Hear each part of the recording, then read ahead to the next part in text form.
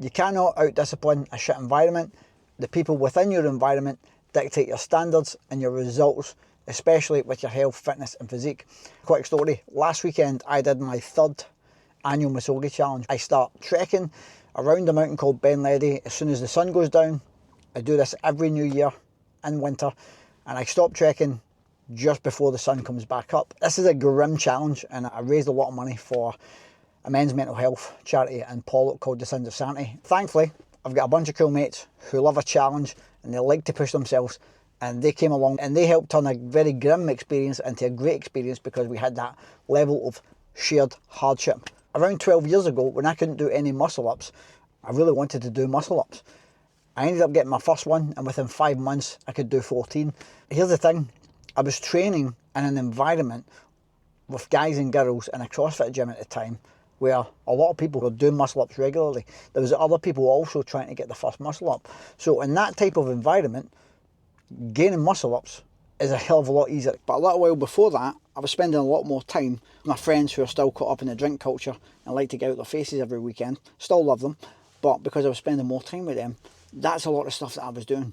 Spending every fucking Monday, hungover, struggling, low energy. My kids calling me grumpy dad because I was snappy and moody and grumpy around them. And a lot of the time I was really frustrated with myself because I knew I wasn't living up to my own true values and standards, and I wasn't achieving my health and fitness and adventure goals, getting after it and doing the stuff that I enjoy doing. Fast forward to last year, age 38, I became the best endurance trail runner that I've personally ever been.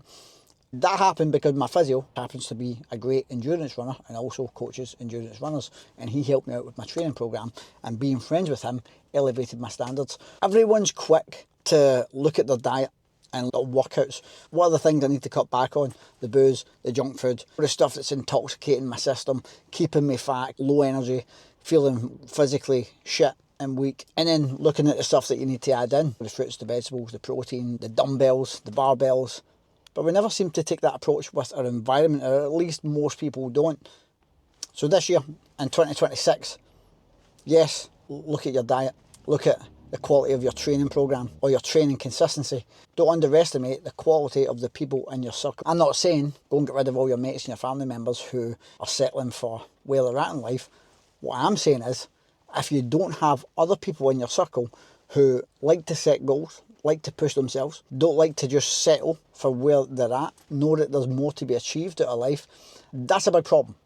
Because we are tribal creatures, and when we have those types of people in our tribes and in our close circle, we do a hell of a lot better. Everything else becomes easier.